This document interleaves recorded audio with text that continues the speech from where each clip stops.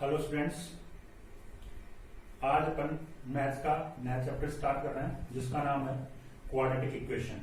ठीक है, अपन ने लास्ट टॉपिक पॉलिनोमियल देखा था।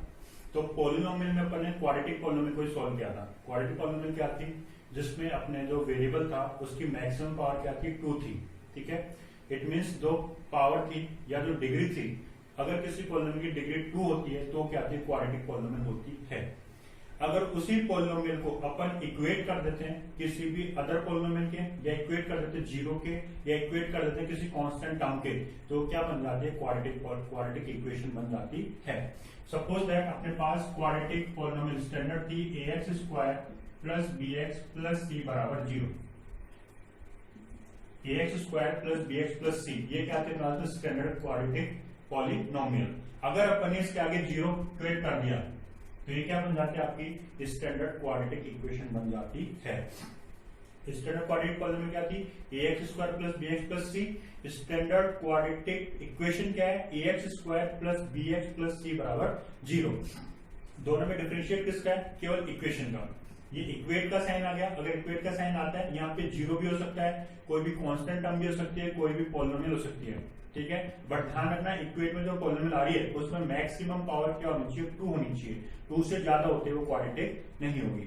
ठीक है, अब जो आपका बुक है, आपकी बुक में जो एक्सरसाइज है उसमें सबसे पहले टाइप जो क्वेश्चन है उसमें आपको ये आइडेंटिफाई करना है कि क्वाड्रेटिक इक्वेशन है या नहीं है।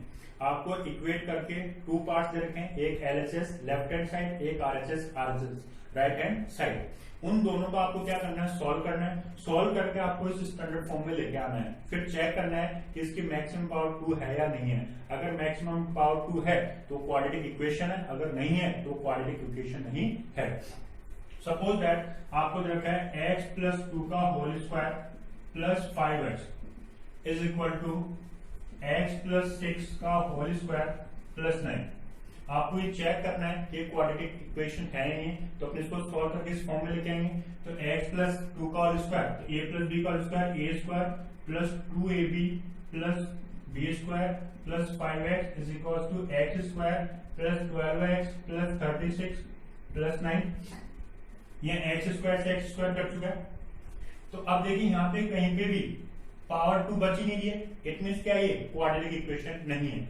आप इसको सोल्व भी कर सकते हैं, इधर लाएंगे तो क्या हो जाएगा, 4x और 5x 9x, 4x और 5x 9x, तो 9x माइनस का 12x प्लस 4 माइनस ये कितना जाएगा, 45 इज इक्वल टू 0।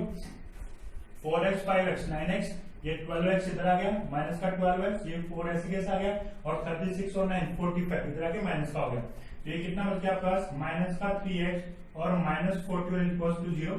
तो 3x plus 41 is equal to 0। Maximum power कितनी है, यहाँ पे 1 है। जब मैक्सिमम पावर 1 है तो क्या होगा, ये क्वाड्रेटिक इक्वेशन नहीं है। ठीक है, जरूरी नहीं है कि ये a प्लस बी का whole square, a plus B का होल स्क्वायर होती यहाँ पे कट जाए। कई बार क्वेश्चन चेंज होता है, जैसे सपोज आपको दे दिया 2x प्लस 3 का होल स्क्वायर बराबर 5x प्लस 3 का होल स्क्वायर। तो देखिए यहाँ पे 2x का whole square 4x square plus का 12x plus 9 is equal to 25x square plus का 30x plus 9। a plus b का होल स्क्वायर देख लिया अपने, तो क्या होगा यहाँ पे 4x square minus 25x square plus 12x minus 30x, और ये 9 से 9 कट चुका है तो इक्वल टू 0। ठीक है, तो यहाँ से 4x स्क्वायर माइनस का 25x, तो माइनस का 21x स्क्वायर और माइनस का कितना हो गया 18x इज इक्वल टू 0। तो 21x स्क्वायर प्लस का 18x इज इक्वल टू 0। यहाँ पे क्या हो रहा है, मैक्सिमम पावर 2 बच रही है, इट मीन्स क्या, ये क्वाड्रेटिक इक्वेशन है। तो जो आपका फर्स्ट टाइप ऑफ क्वेश्चन है वो किस चीज का है, कि आपको सिर्फ ये आइडेंटिफाई करना है कि ये क्वाड्रेटिक इक्वेशन है या नहीं है। आपको उसको सॉल्व करना है, सॉल्व करने के बाद उसको स्टैंडर्ड फॉर्म में लेके आना है। अगर पावर 2 बच रही है तो वो होगा आपका क्वाड्रेटिक, अगर 3 बच रही है तो क्यूबिक, अगर 1 बच रही है तो लीनियर। तो आपको ये चेक करना, अगर पावर 2 बच रही है मैक्सिमम तो क्वाड्रेटिक है, अदरवाइज नहीं है। ठीक है, उसके बाद जो सेकंड टाइप है उसमें अपन इसको सॉल्व करना सीखेंगे।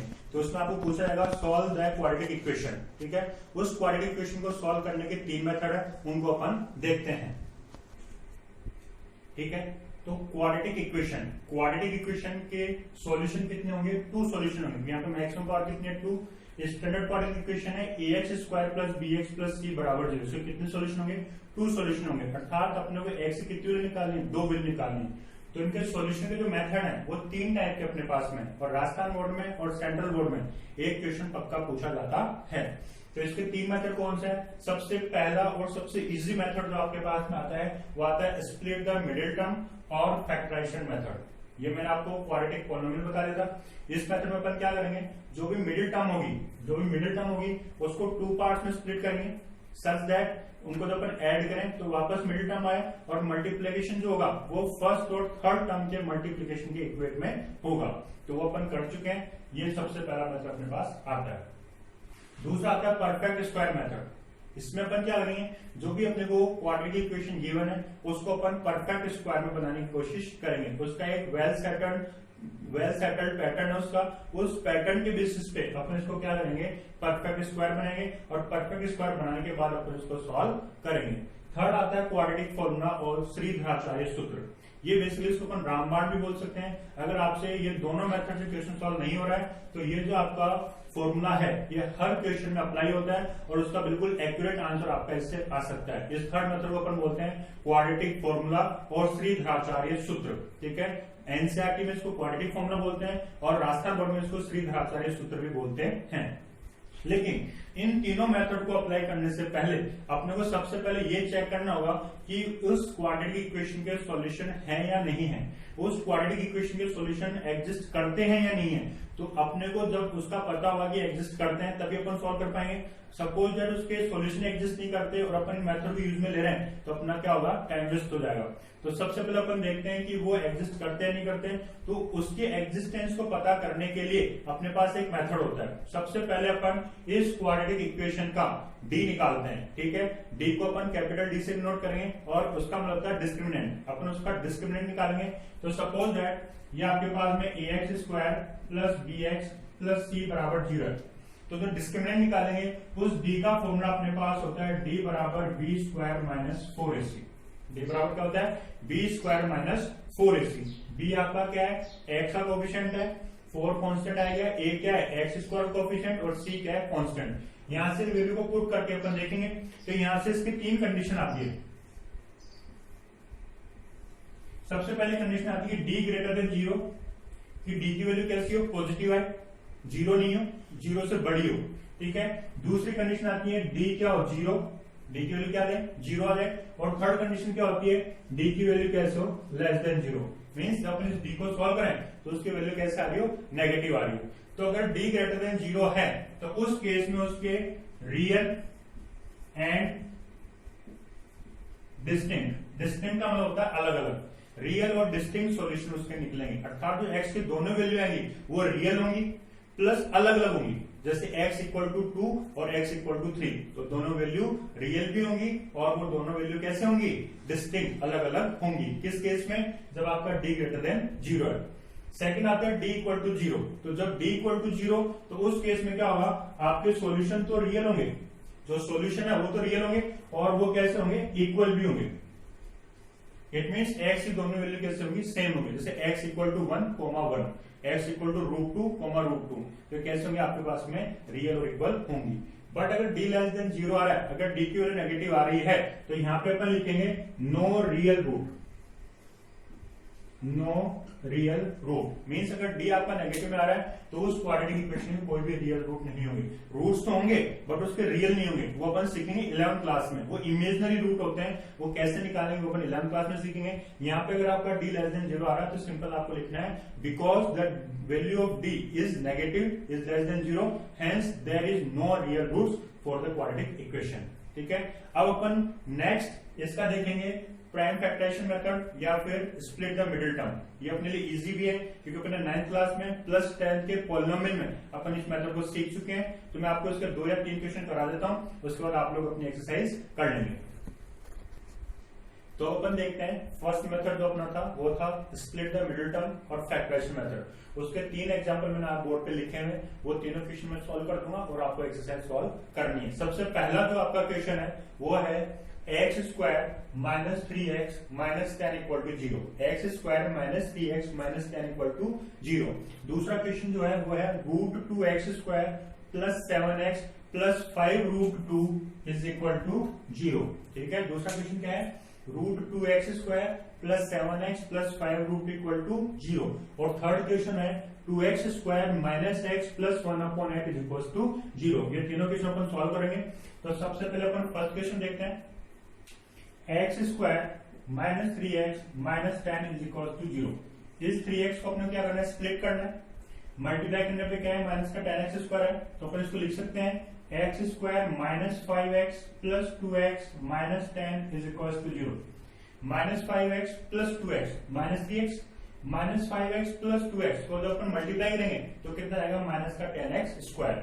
अब यहाँ पे इन दोनों टर्म में क्या कॉमन आ रहा है, x कॉमन आ गया, क्या बच गया, x माइनस 5। इन दोनों टर्म में क्या कॉमन आ रहा है, प्लस का 2, क्या बच गया, x minus 5 is equal to 0। ठीक है, माइनस 3x के फैक्टर्स के माइनस 5x प्लस 2x, इन दोनों टर्म में अपन x कॉमन लिया, x माइनस 5 बच गया, यहाँ से प्लस का 2 कॉमन लिया, x माइनस का 5 बच गया। अब दोनों में क्या कॉमन है, ब्रैकेट कॉमन आ रहा है, तो ब्रैकेट कॉमन अपन ने बाहर ले लिया, यहाँ बच गया आपका x और यहाँ बच गया प्लस का 2 इज इक्वल टू 0। तो अपन ने क्या किया, इसको फैक्टराइज कर लिया। अपने को सोल्यूशन निकालें तो इन दोनों को क्या है, अलग अलग जीरो के इक्वेट कर देंगे। तो क्या होगा, either x minus 5 is equal to 0 और x plus 2 is equal to 0। तो यहां से क्या जाएगा, x इक्वल टू 5 और x इक्वल टू माइनस 2। ये दोनों क्या हो गए, इसके सॉल्यूशन हो गए। ठीक है, आपको अगर ये गिवन हो, पहले आपको इसके नेचर ऑफ रूट्स निकालने, तो आप d निकालोगे, तो d कैसे निकालोगे, इसका d हो जाएगा b स्क्वायर माइनस का 4ac, b कितना है, माइनस का 3 का whole square minus 4 into a कितना है 1 और c कितना है माइनस 10, तो 9 प्लस का 40 that is 49 greater than 0। D कितना है, ग्रेटर देन 0 है, तो रियल और डिस्टिंक्ट दोनों रूट निकल गए।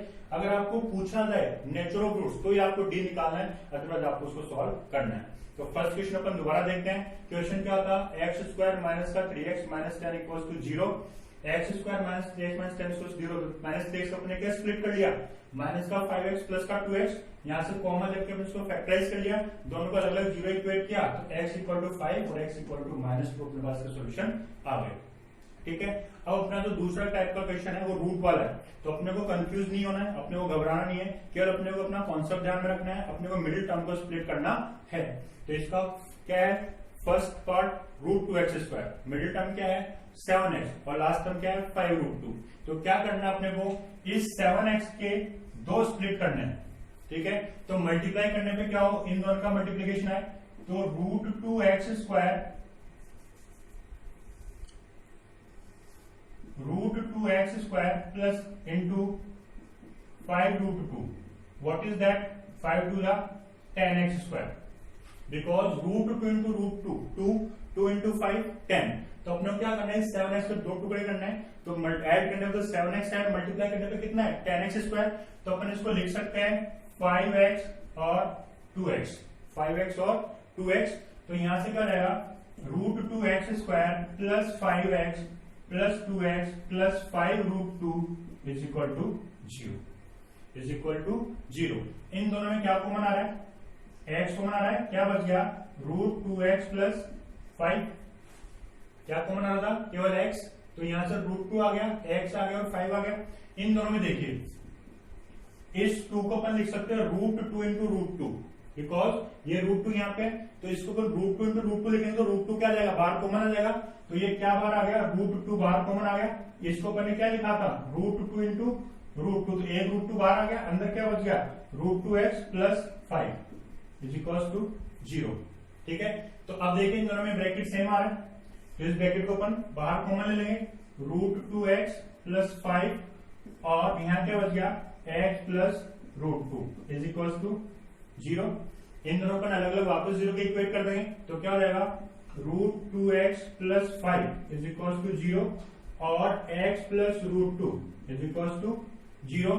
तो यहां से जाएगा root 2x is equal to minus का 5, तो x is equal to minus का 5 अपॉन रूट 2, और यहां से क्या जाएगा x is equal to minus का रूट 2। तो there are two solutions of this quadratic equation as x equal to minus का 5/√2 और x इक्वल टू माइनस का √2। तो इस तरीके से अपन इसको भी सॉल्व कर सकते हैं। एक बार इसको दोबारा देखिए, इसको अपन दोबारा देखते हैं। √2x² प्लस 7x प्लस 5√2 बराबर 0 मल्टीप्लाई करके देखा तो 10x² आ रहा था, तो अपन ने 7x को टुकड़े कर लिए 5x और 2x, 5x और 2x अपने टुकड़े कर लिए।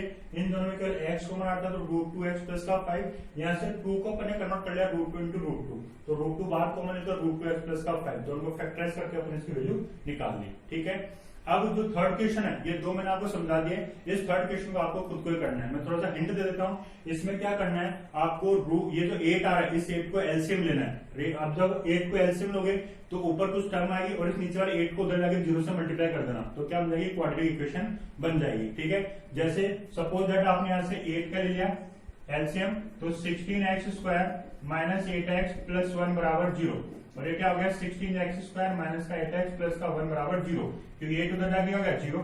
तो इसको क्या करना है, आपको स्प्लिट करना है, और -8 का स्प्लिट होगा -4x इंटू -4x 16x² और -4x कितना हो गया -8x। आप इसको सॉल्व कर लीजिए। ठीक है, इस तरीके से अपना फर्स्ट मेथड कंप्लीट होता है। होप आपको समझ में आ रहा होगा। अब आपको इसके बेसिस पे राजस्थान बोर्ड वालों को एक्सरसाइज 2.3 और सेंट्रल बोर्ड वालों को एक्सरसाइज 4.1 और 4.2 एनसीईआरटी की कंप्लीट करनी है। अगर आपको कोई भी डाउट है तो आप मुझे कमेंट बॉक्स में रिवर्ट कर सकते हैं। होप आपको समझ में आएगा। Thank you for watching.